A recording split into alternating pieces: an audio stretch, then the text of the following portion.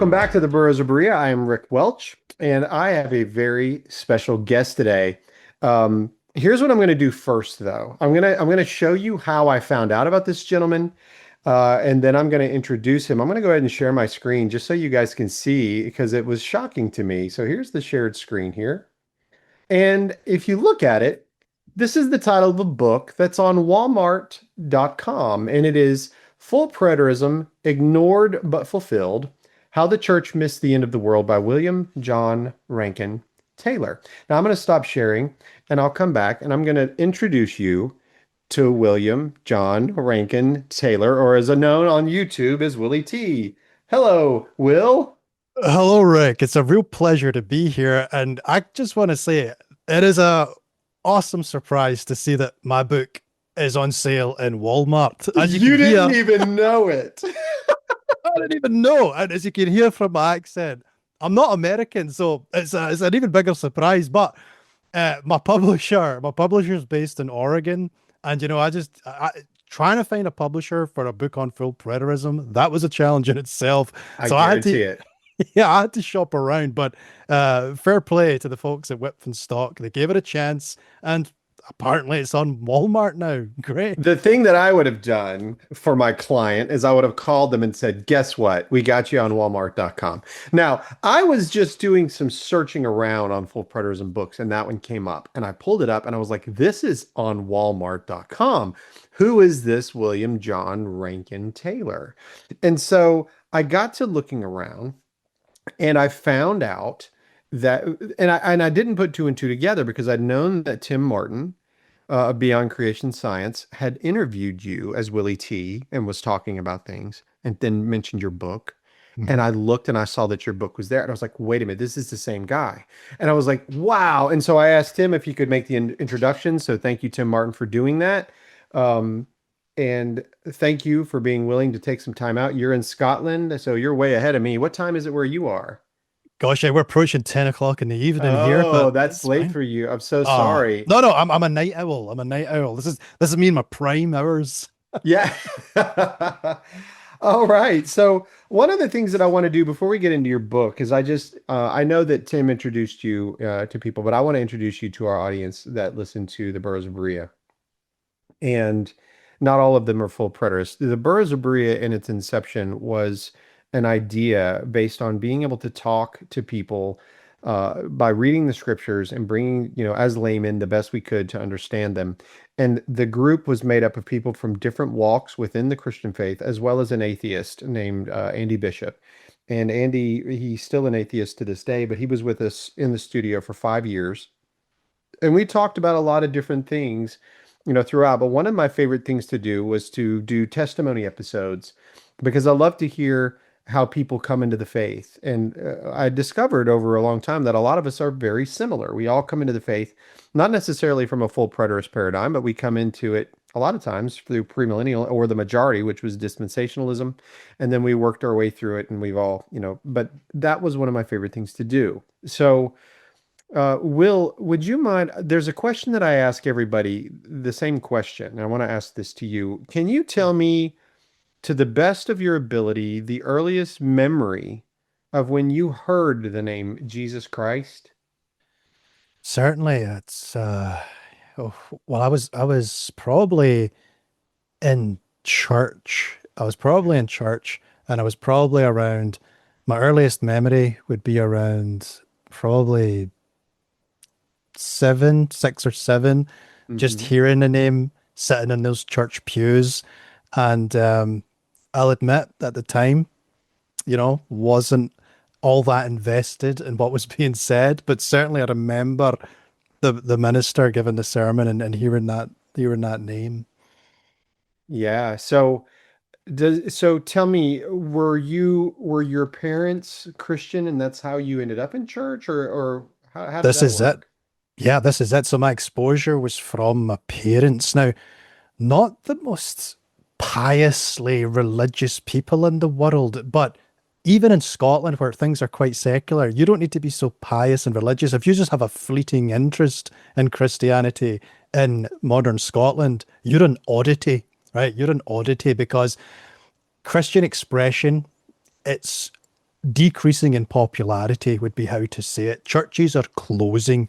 The one at the end of my street, that church is almost 800 years old, and the gates closed as I grew up in this town. And fortunately, the community has now purchased that church, and I hope to see some kind of revival from it. But that was my exposure through my parents, and Hmm.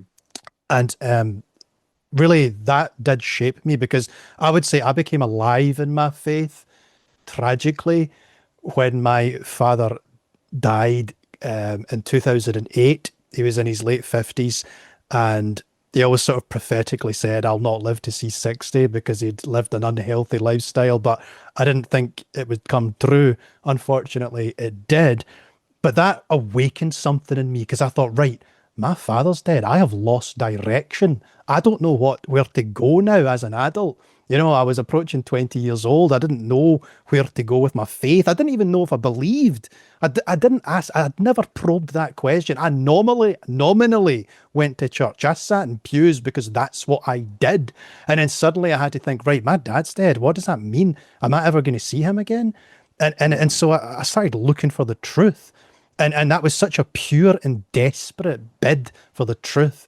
There wasn't a doctrine guarding me. I mean, there was a loose association with a Presbyterian Church of Scotland, a Protestant tradition, but it didn't really hold me. There was nothing there. The people that I spoke to there said the same things that I said, such as, I just come here because my parents came here, which is, hey, there's nothing wrong with that kind of continuity, but I wanted depth. I was looking for meaning. And Yeah. so I hope that comes across. You can hear the passion, because that's what I was looking for. I wanted to know, right? I don't understand how people can go just through the 9 to 5 and never contemplate. I'm sure everyone does, but with the volume that I think is necessary, it's not done. People are not contemplating the big questions enough, which, I think if you do, the implications are incredible. So there's my Yeah. fire. So yeah, and I can hear it and I appreciate it. So you said 2008. So how old were you when that took place?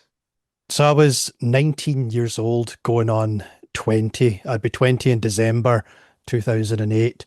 And yeah, it pulled the rug out from me. Mm. So yeah, and I can imagine that's one thing that that I experienced a lot in the year of 2025 Mm. was we had 12 deaths that we went through, and this was Oh, been yeah, it's been a year of absolute grief. yeah, sorry to hear that. Oh, thank you. But honestly, it caused me just to dig deeper into my faith and into the scriptures and into my prayer life. Like it definitely did. So I can understand that aspect of Mhm. death being that catalyst for the Yes. shift. And so when you said came alive, you were looking for the truth. Now, can you explain to me a little bit more about that? So by saying came alive, like, did you have like, was this a conversion, or are you saying like for yourself, you came alive to the digging for it, but did you have like an encounter with God, like a moment of conversion, let's say? I believe that was a moment of conversion. Sure, I was baptized into a church in infancy, but as an adult, I had never really taken that step of faith. I didn't even know what faith meant. I couldn't put it into any kind of solid terms. And then I once heard this example. It's like putting your weight on something. It's like going up to the top of the Burj Khalifa building or some big tower, the Empire State, and there's usually a glass panel you can step on and look down and see the traffic. Hmm. And it's like that worked for me. That's what faith is. It's believing that glass panel is going to hold my weight. And it's like I'd never done that with God before. I didn't know if I trusted God. I didn't know who God was. I had panic attacks wondering, what if God's actually not got my best interests in mind? Right? Yeah, What right. if God doesn't like me? And I was freaking out about these kinds of things. Big existential crisis. Right. But I worked through it, and I thought I had all these questions like, is there a God? What's the nature of God? I started to pray to God in earnest, hoping to relate to a person. And I did. Like I started to, I don't know, I just started to believe. I started to feel. I started to love. My disposition changed.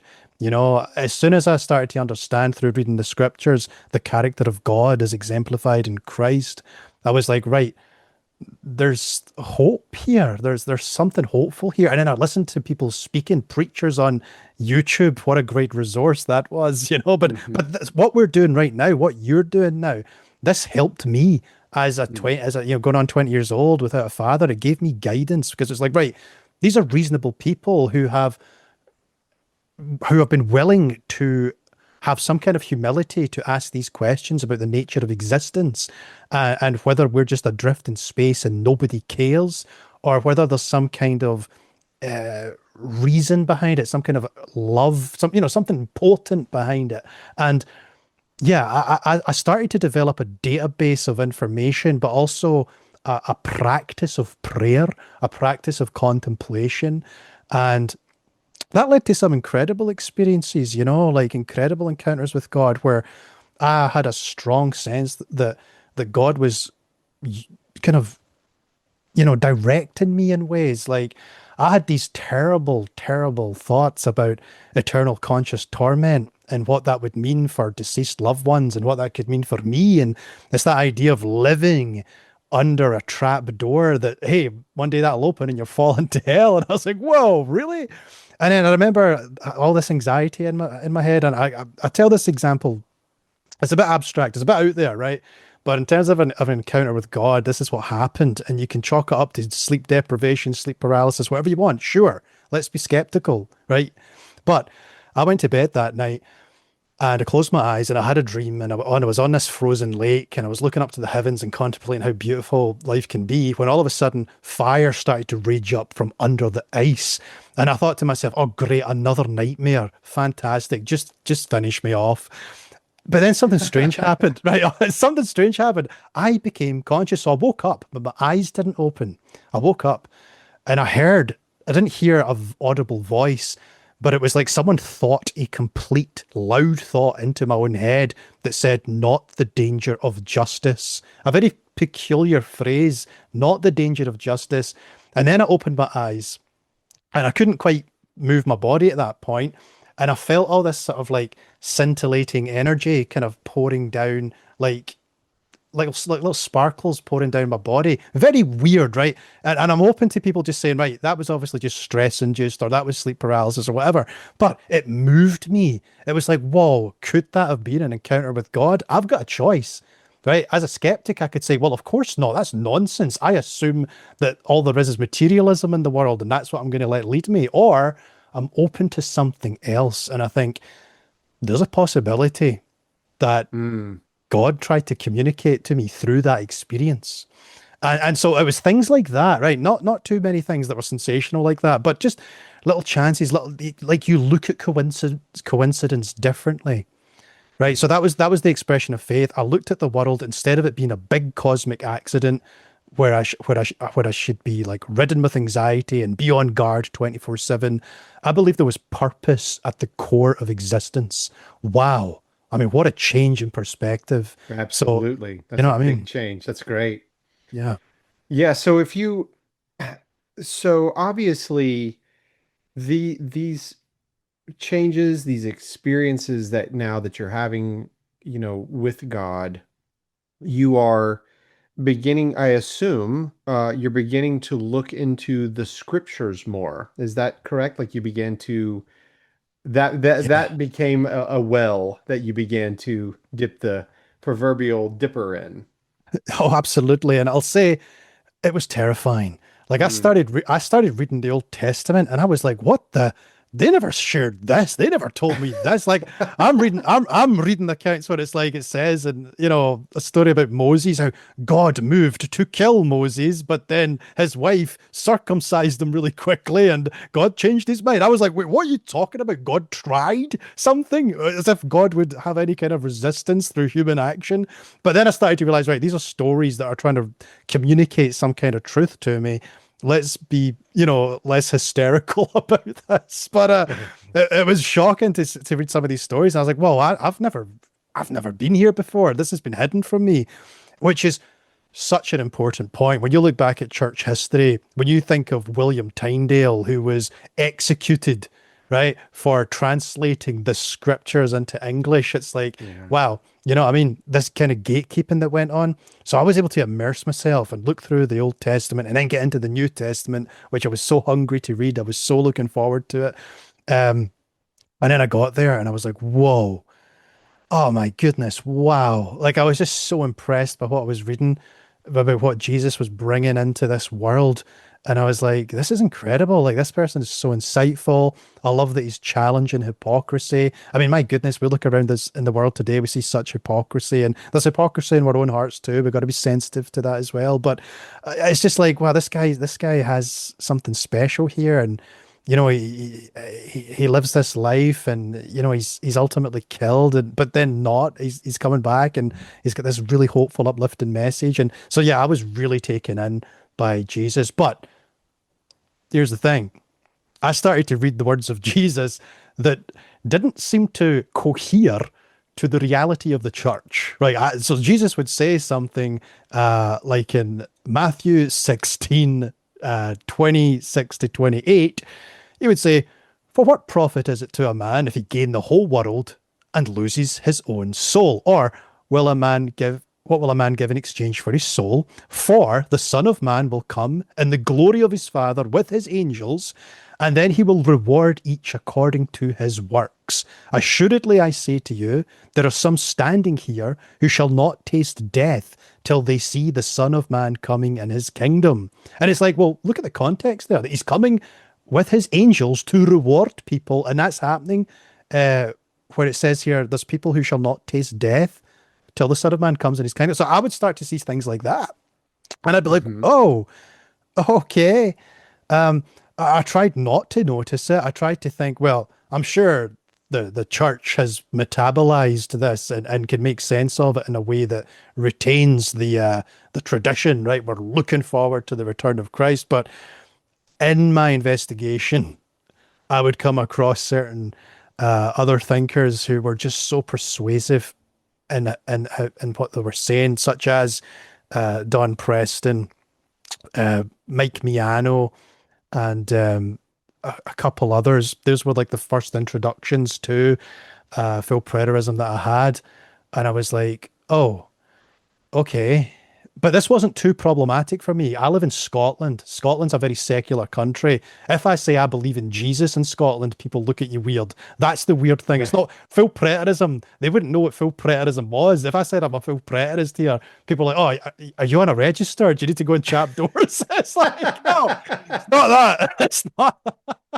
So, yeah, that was that, you know, I don't have the fear of loss of reputation or loss of relationship, but I understand, you know, and when it comes to the Western world and Christendom, Ireland and America, Christianity still has a very strong hold on those countries. And, you know, if you challenge full preterism in the state, sorry, if you challenge eschatology in the States, you can find yourself in a lot of trouble, right? That's a testimony that a lot of people have. Um, I don't know if that's the same in like New York or California. It might be a bit more, you know, metropolitan, whatever. But if you're in the heartlands, it's like, you know, you're going to come up against some grief. Hmm. And that can be very difficult to navigate. But again, that's a kind of loss too. Talking about the loss of my father, it's a loss for people to challenge this stuff. It's so hard. I think that's why it's unspoken. It's unspeakable, right? Like Hmm. the loss of a loved one or the loss of your belief system. That is so integral to someone's identity. What a thing to do. You don't do that lightly. But the fact of the matter is you need to be moved because ultimately the most important thing is the truth. You know, that's so important, right? It's the Berean way, and I'm pulled towards it. I'm magnetized by that. So do you, I'm going to try to keep this just in the time frame here. Certainly. So when you were reading, like you said, you read the Old Testament and then you went into the New Testament and you were just hungry for it, looking forward to it. You saw the differences that the Christ and the way he interacted with the world, what he was bringing to the world. But you then said you started noticing these, like Matthew 16, 26 through 28, or other texts that were dealing with time. Was that pretty early on, or was that later? Like, had you been studying the Bible for a while, or did that come as an outside introduction, or what? I mean, obviously you read it, but I'm just saying, Like, how did that? Because that it came into my life like in full force. Like when I first saw it, I was, what is this? Like, wait a minute. Um, Yeah, because it was. yeah.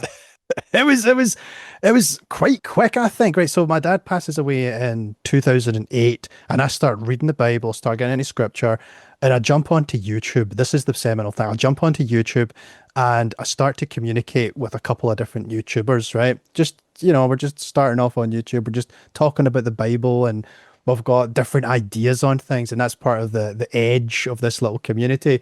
And then I'm exposed to people who I respect and who start to ask these kinds of questions.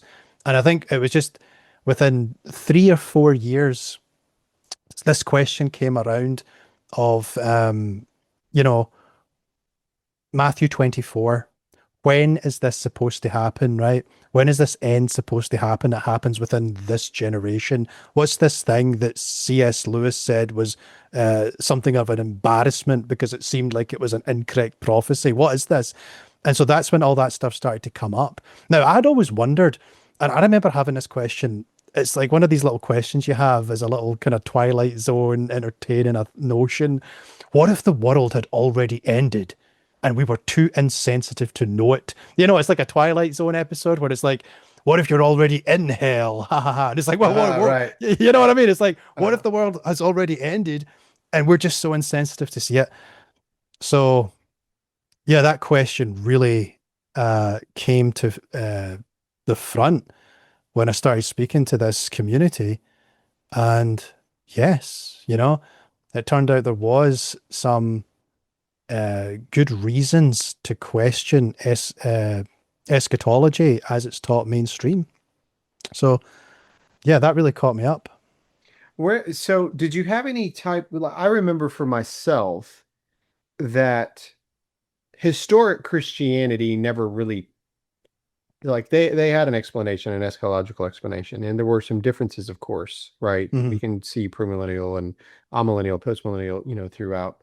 But full preterism, I would say, really didn't, I don't even think it was introduced necessarily in the way in which some of us talk about it until I think it was in the 1400s or the 1500s by the Catholic Church doing a defense. I think it was Alcazar that did it. But did that ever concern you that, obviously you're in Scotland and so you're sort of a minority, but when you think Hmm. about in Christendom, and how many people are in Christianity, you're not really a minority historically. So did that bother you at all? Like, or did it not? Oh, certainly, certainly, right? Because you have this history, this cultural continuity, right? That's come from the first century through to the current day. And the force of direction has been on a future expectation of Christ's return. I mean, where is my humility, right? Where is my Yeah. humility? I'm going to step forward and say, actually, I think I got this sussed. Y'all are wrong. And it's like, well, I mean, you better come pretty loaded if you're going to make that kind of assertion. So that became a bit of research for me because I needed a good answer to that question. I think we all need to kind of search that out. And that was the subtitle of the book, right? Full preterism ignored or fulfilled, how the church missed the end of the world, because that's a big question. How is it possible that the church fumbled that?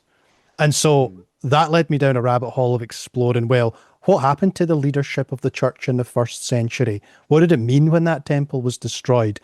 Was there a power vacuum? And if there was, what moved into it? And what moved into it? Did that influence people in a certain way? And then did the consequent traditions perhaps push us in a way that we lose our symbolic literacy and take things quite literally, and then end up so shifted and just downstream of where we should be on these things. And hey, I don't think it's an accident that this idea has arisen today in this information age. I find it peculiar that, because I like to think there's a divine hand, the mandate of heaven controlling, or at least integrated into the earth, right? We see, Sure. Yeah, you have yeah, to. yeah, right. So it's like, why was God comfortable, from my perspective, to let an error hang in the air for so long? And it's like, well, the way I've wrestled with that is ultimately, I think what's important to God is the content of character. It's your disposition of heart. It's, are you producing the fruits of the spirit? And what you assent to intellectually only matters so far in that equation, right? Right. If you think God has a white beard and I think God has a brown beard, it doesn't matter, right? If we're both down, if we're both doing, we're bit in society, if we're loving within our sphere of influence, I think God will look upon us and think, these are my children, you know? So there's, the church certainly protects doctrine. The church thinks doctrine is so important, so much so that if you are a fruit producing, spirit led Christian, but you believe something that errs from the doctrine, then you will not be welcome in that church, or you will be seen as a bit suspect. I mean, I've walked into churches with company, and because of what they're wearing or how they look, there's been mutterings, and the ministers had to stand and say, I just want to make everyone aware that we welcome people here, you know, even Right. women, even people with tattoos and stuff. And it's like, well, look, if that's the kind of reaction the churches have, and then, we need to be sensitive to what this tradition of doctrine and this heavy ideology that I think shifts us away from the lightness of a worldview, right? Because I think ideology is constraining, and it hems you in, whereas the worldview perspective of a spirit-led Christian is a lot more accommodating, has a lot more flexibility. So yeah, when I look back at church history, I do see that the Hebraic leadership broke down, or just wasn't present post 70 AD, because all the names we start to see come out of that, the prominent ones, are shifting it in a Hellenistic direction.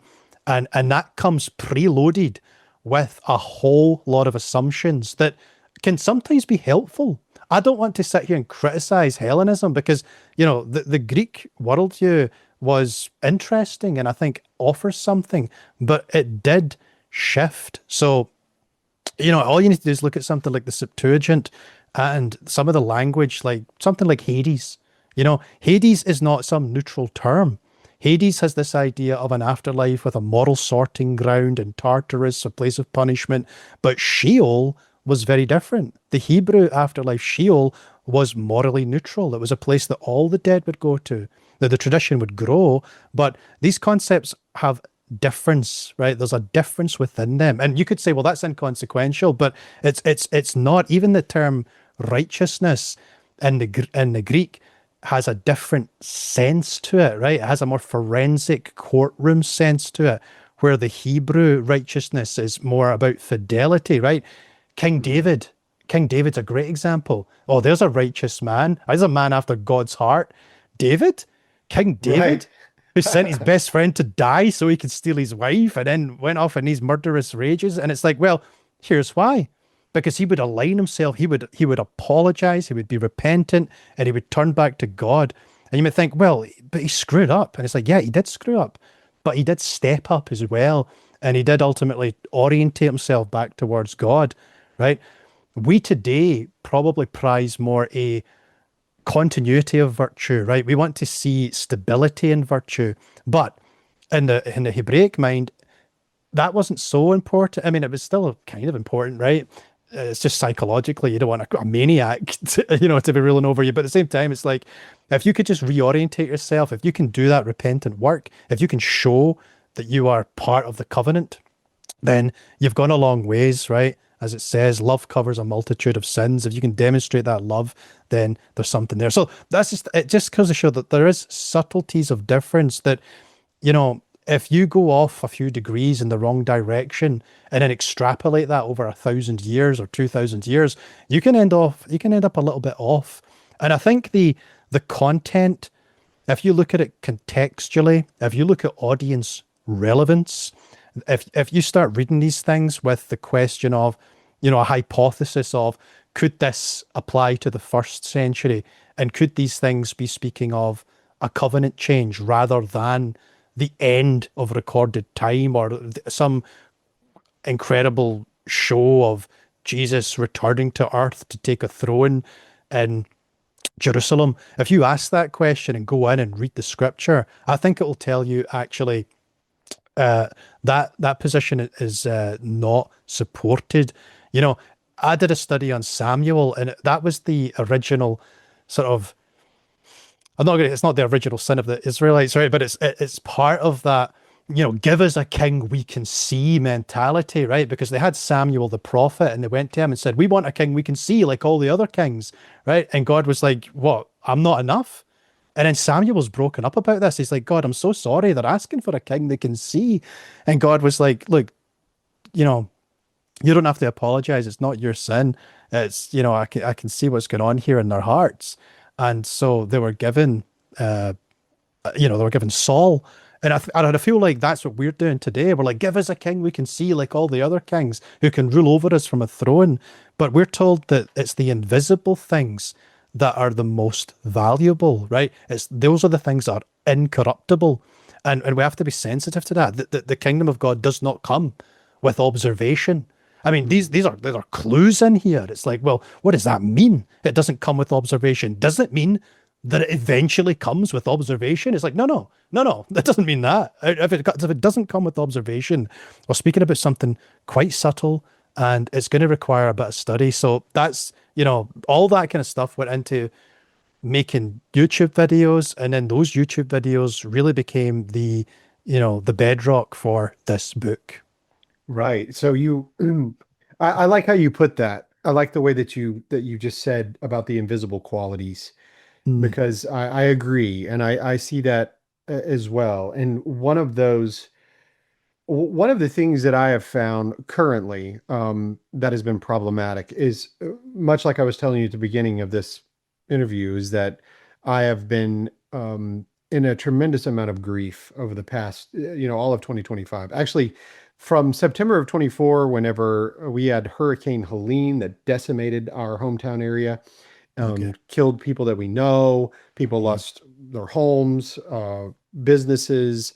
Everything was just it was hard. I mean, we went without electricity for 18 days here. It wow. was, yeah, I mean, when you live in like that, I mean, it's actually we it was kind of fun. It was like a big camping trip, but there was also a lot of hard work. And Of then, course. like I said, over the course of 20, from 24 through 25, we had a lot of death in our family, friends.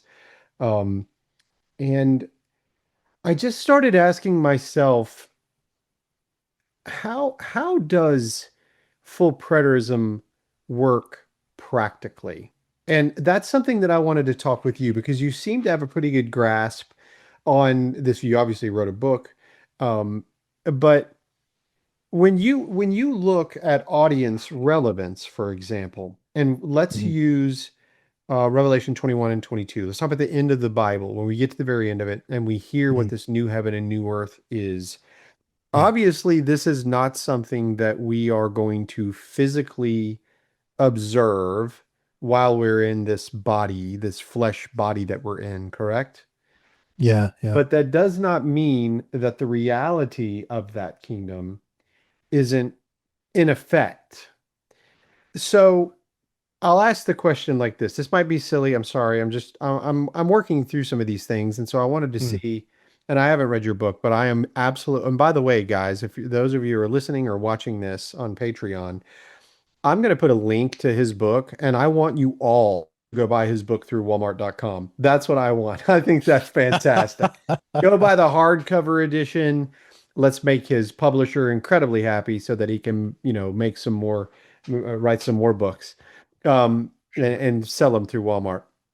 All right. So, and I'm going to get some copies, and I will get some extra copies, guys, and then I'll offer them up on Patreon as a gift if you guys want to try to. It'll be a drawing, of course. But anyway, all right. Long for story sure. short, so in your everyday life, Will, Mhm. how would you define the way that you understand the kingdom of God and how you interact in reality? So you've got the wall of the city, and outside are the dogs and the sorcerers and the abominable and thing. Do you believe that we are still experiencing that state? Um, so like you're saying, this invisible quality, it's like the realities of the kingdom and of the outside where the darkness is.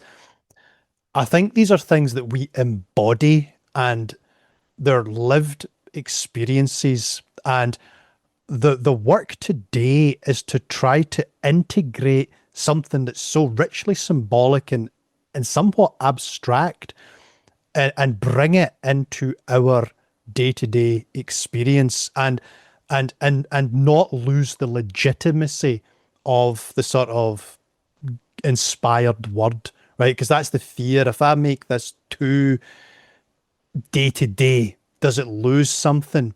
The reason I think we think like that now is the project of modernity, is the fruit of the Enlightenment. We have disenchanted this world, and when we disenchant this world, we take out the uh, the notion that God has acted in history, which again, that makes it really difficult to become a full preterist if you don't see the significance of God acting in history with the temple falling and the significance of that. But it means in the modern day, the reality of the kingdom can seem muted and inconsequential.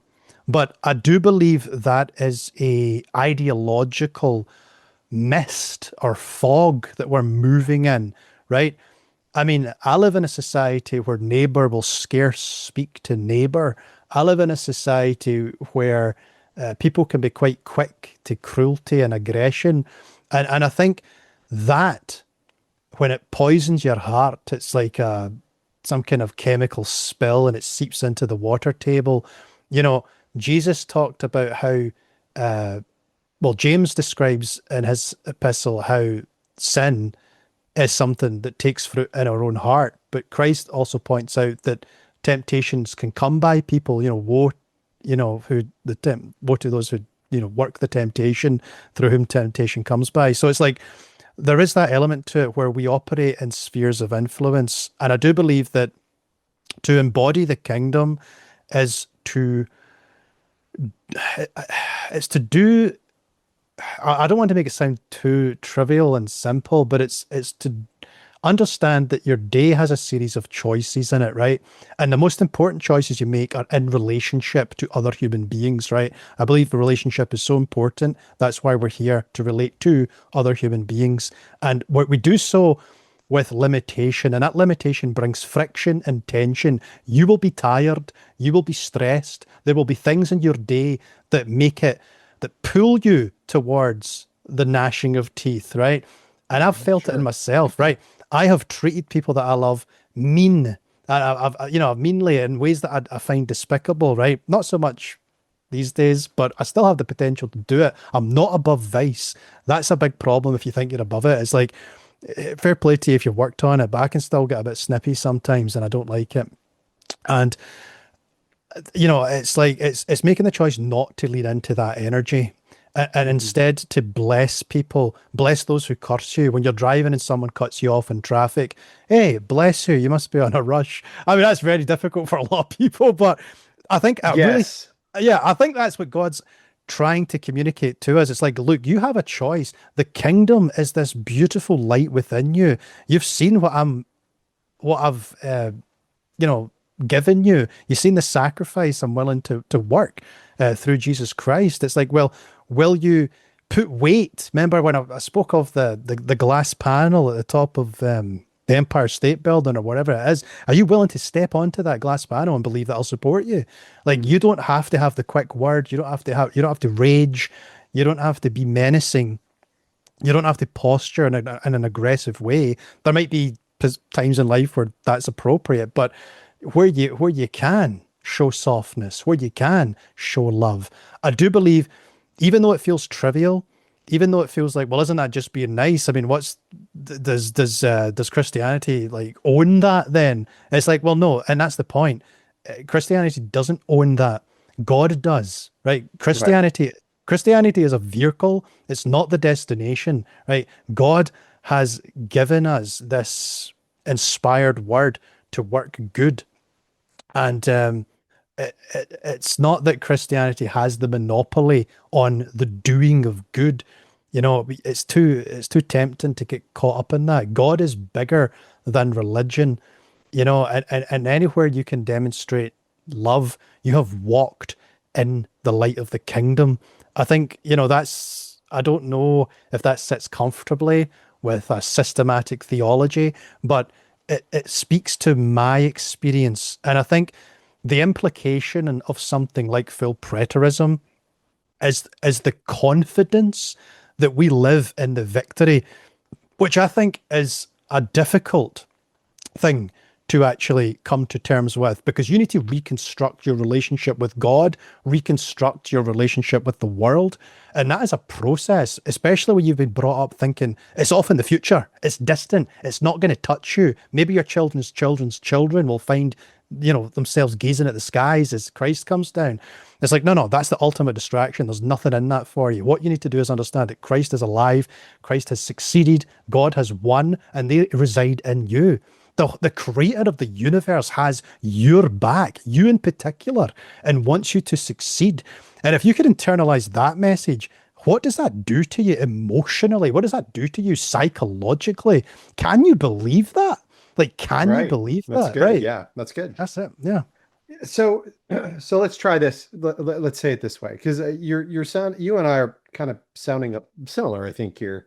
Mm, So, for Old Covenant Israel, for example, when Jesus was walking the earth, he tells them that this is going to be this. He's going to take this kingdom from them and give it to another people or a nation that's going to produce its fruit, right? And so mhm. we know that historically that seems to be what is happening here in 80 70 whenever Jerusalem and its temple and its religious leaders and all of that, including their king and everybody, it's done. It's done away Yeah. with. It's over. And so, but yet you still have this glorious group of people carrying the message of the gospel into the world and throughout and spreading that light, and it's bearing fruit. Now, the fruit, I think about the Apostle Paul in Galatians 5, a song that we sang as kids.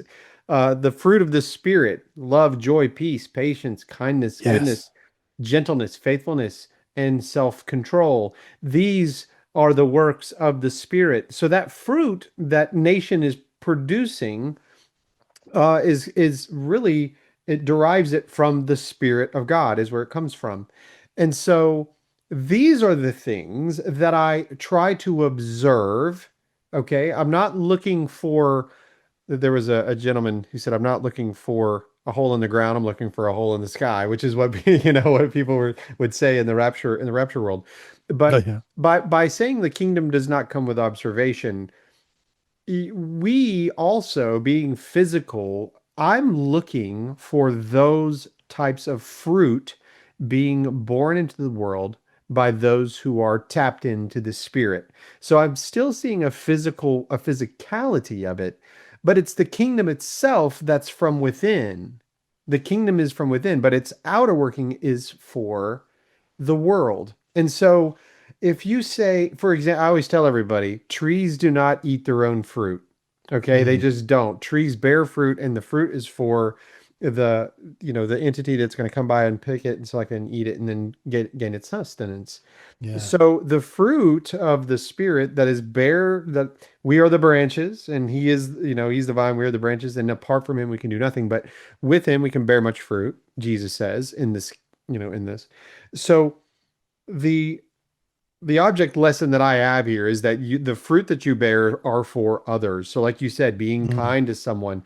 My atheist friend Andy always said, whenever when you're in traffic, you mentioned traffic. When you're in traffic and you're mad at somebody and you're just upset at traffic, just remember that you are traffic yes. because you're in the traffic as well. So you're a part of the traffic. But So that's how I try to define the experience of a fulfilled kingdom is that you're going to see the fruit and that the fruit is for the world and that world when it takes it we also are inviting them. That has been the experience as a Christian. I had someone that came to me that shared the gospel with me and told me about Jesus Christ and what he did in time 2000 years ago. And that what he did was so critical to all of mankind that those who had put their trust in him, that his righteousness would be imputed to me, and therefore I could stand before God. And that is something, and I believed it. I believed that message. And when I believed that, and I adopted that, or I was adopted by it, my life began to change. And I started hearing things warring with me internally, with my, Mm, what we call the flesh, or maybe you don't call it that anymore, but my own internal thought processes were being challenged by the words of Jesus and it wasn't just what I was reading in the scripture. It was actually happening internally. Yes, I read things in the scripture. Yes, I learned them and adopted them. However, there were certain things that I was learning by the Spirit that I was not necessarily reading verbatim in the Word. Are you picking up what I'm laying down here? 100%. Yeah, Okay. 100%. Okay. So that's where when I talk to, I've debated atheists. I've spoke with people for years about my faith. And one of those things that I say is I look at my actual experience and they're, whoa, stop. You can't go with experience. You can't. Mm, But I say, well, wait a minute. Because if the Apostle Paul tells me um, the works of the flesh are this, and the works of the spirit are this, and that the spirit is at war with those works of the flesh. And I can say, yes, I recognize that internally. Would you say the same for yourself, that the spirit wrestles with the things of your flesh? Do you experience that? 100%. Yeah. Okay, Yeah. great. And then it's like you have this little moment where you are choosing to operate by the Spirit versus choosing to operate by my own flesh, my own ideas, my own thought, right? I'm making the choice to follow what the Spirit is telling me to do. Well, when that happens, that fruit is coming out. Now I'm bearing that fruit, and most likely it's for someone else. So if I'm talking to somebody that is vehemently opposed to me and they're incredibly angry with me, and I feel this welling up of this love and for them, and I can see their anger and I understand it.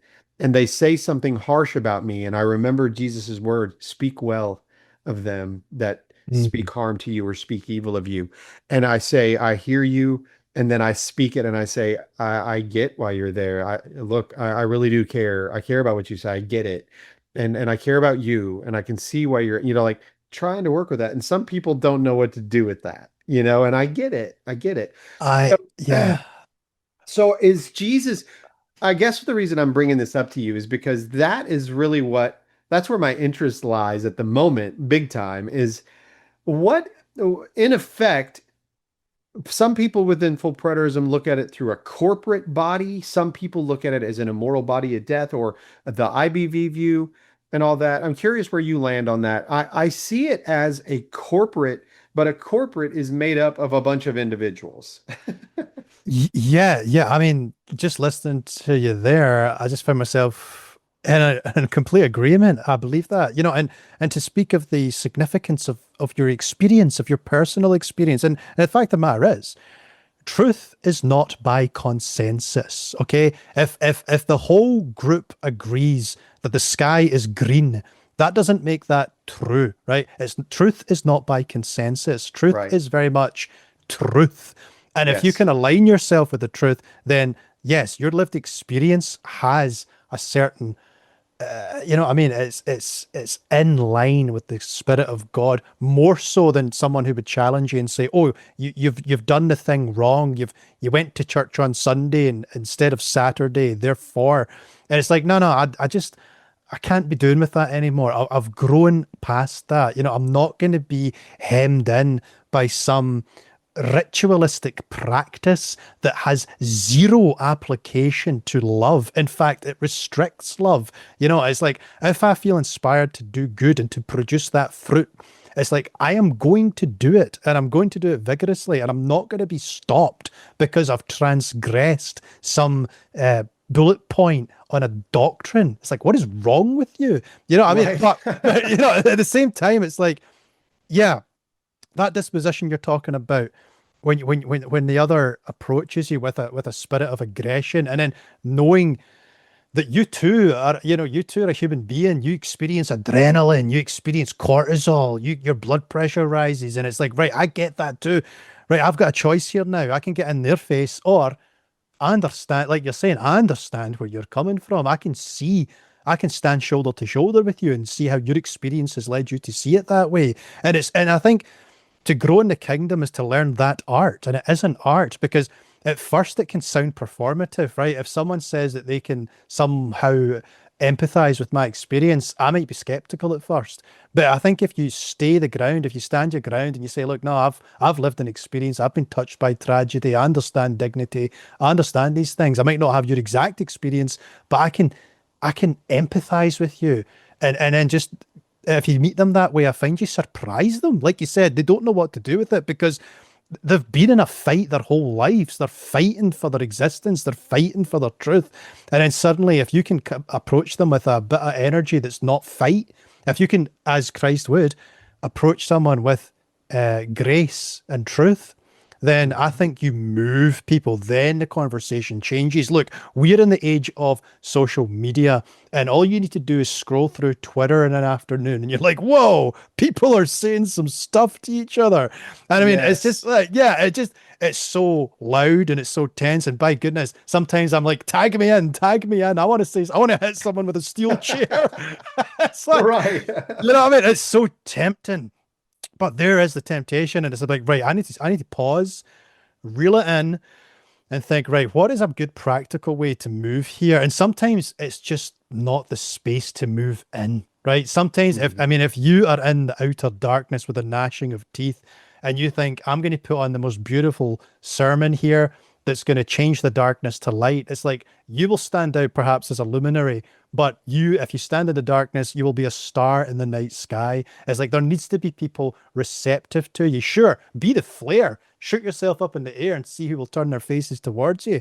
But I wouldn't think that, you're going to change every heart just through your presence, because then I think you're setting yourself up for heartache.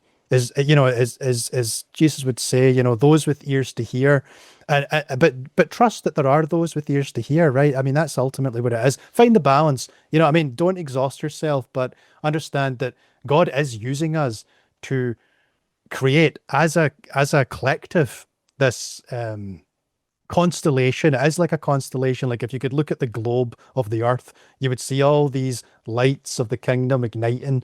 And it's like, right, we're just trying to reach, I think in some way, I think we're trying to reach critical mass.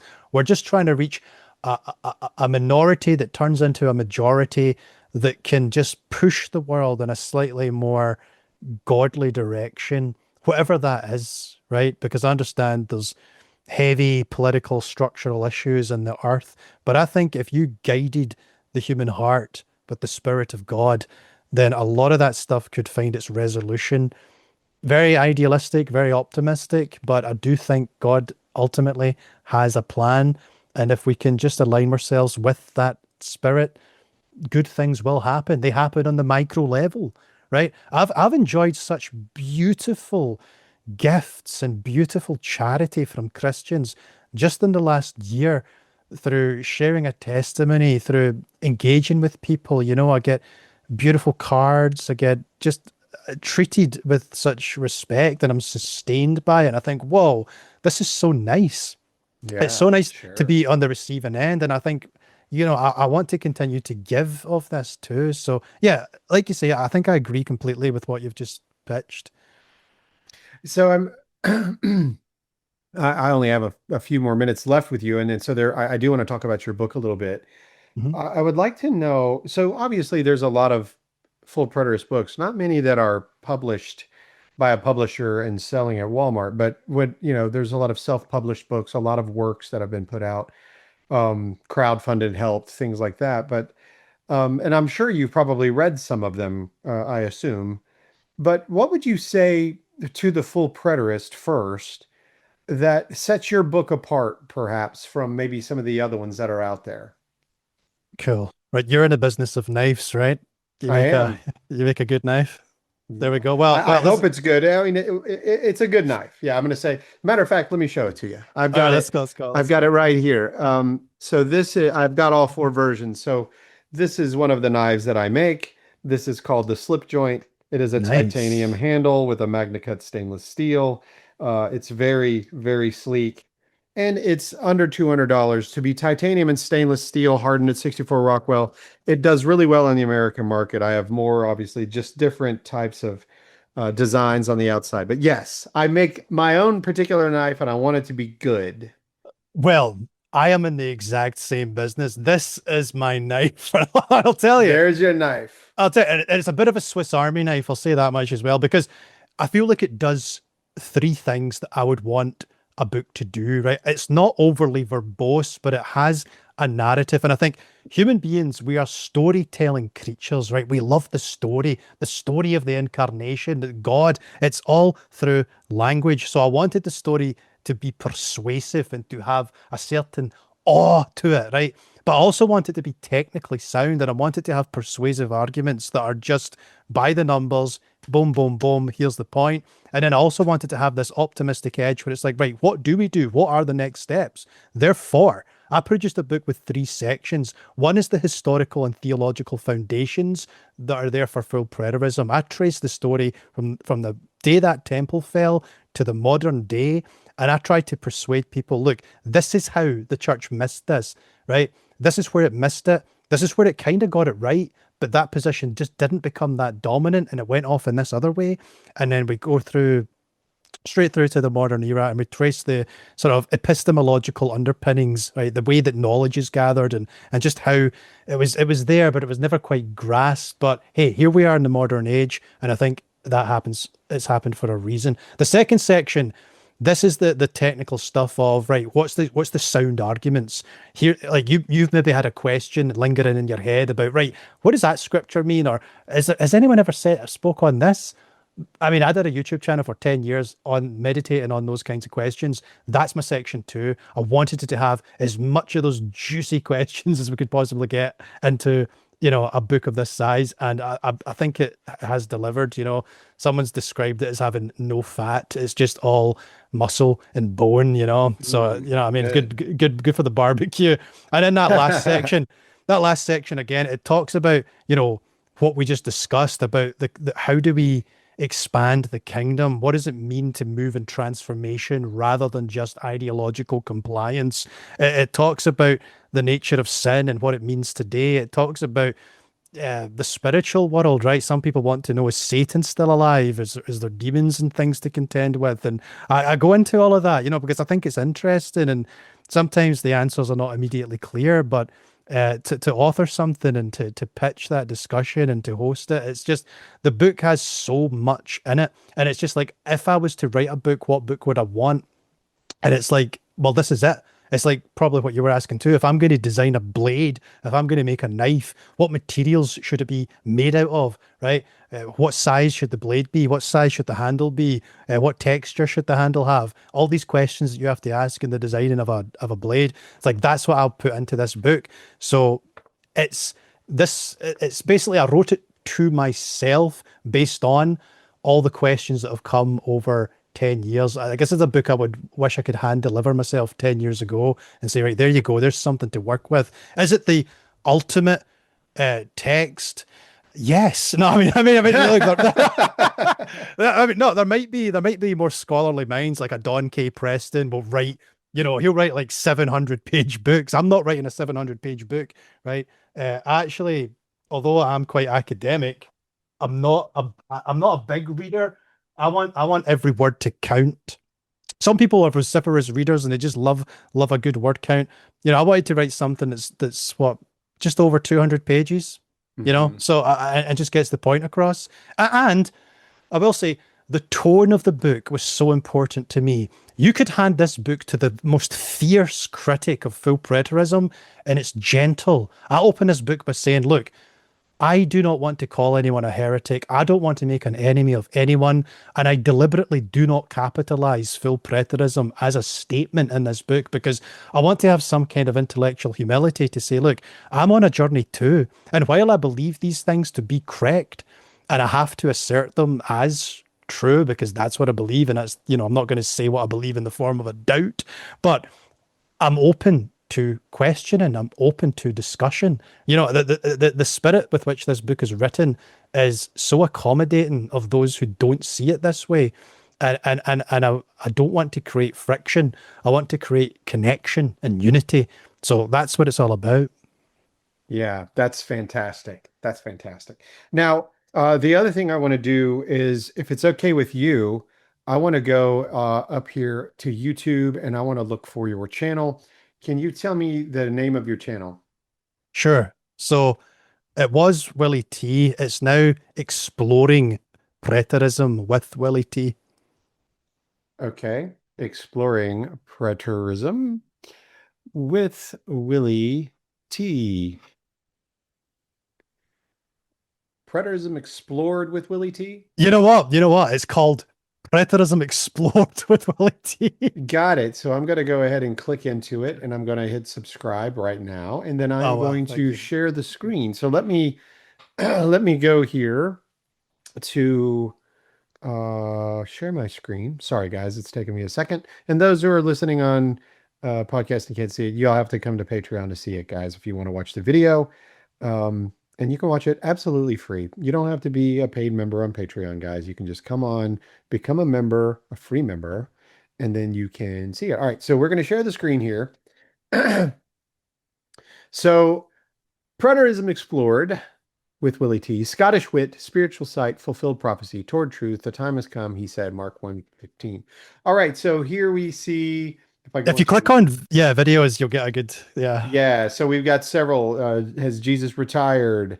How the church missed the end of the world, the days of vengeance, Revelation's most revealing text is full. All right, awesome. And so, oh, wow, very good. You got some serious AI stuff going on in here. Um, Very good. Yeah. All right, guys. So you can see he's got stuff from 5 months ago. His hair was a lot shorter. And then, wow, look at you. Boy, you've done a lot. Very, very good. So, guys, Preterism Explored with Willie T. You will be able to find that also in the show notes. I'm going to put a link there. I'm going to put a link to the walmart.com so that you guys can go and buy the hardcover of Willie T's book and buy one or two or three. Will you? Buy several copies. Give them to your friends. Give them to the people that are both in full preterism or who are not. Like he said, he comes in gentle. That means a lot to me. I believe in gentleness and kindness and trying to be loving, even though we are bringing some truths that are very hard to understand. Now, we didn't get into it. I want to thank again Tim Martin for making this connection. Willie, I have to go watch that video. I apologize, Tim, for not seeing it yet. I apologize, Willie, for not seeing it, but I will. I promise I will get into that and I will watch it. And I'm sure there were some things about covenant creation that were brought up that I'll be very interested to see you guys discuss. Oh no, yeah, no, Tim's a wonderful man, and Rick, it's really lovely to have spent this time with you tonight. I really vibe with what you're doing here, and I think your voice is an important one in this space. So thank you. Thank you, Will. I really appreciate that. So, William John Rankin Taylor, Mhm. the writer, the book. I'm going to give you guys the title again. The book is called "Full Preterism: Ignored but Fulfilled: How the Church Missed the End of the World." And guys, 264 page count. WIPF, WIPF, and Stock Publishers. He is a published author, and if you buy it, it's $47.39 at Walmart, and it ships, and it will be arriving May 17th if you buy it today. So that's quite a ways away. But so what? Let's do it. Let's show him some support. Well, Will, thank you so much for your time today. If you will, hang on, we'll end the recording, and I do want to chat with you as we go, but I know it's late where you are. You're a night owl, thankfully, and I appreciate you doing that. Yeah. Oh, thank you so much. It's been an absolute pleasure. Absolutely. All right, take care. And guys, we will talk to you guys again next time on the Birds of Berea. So peace out.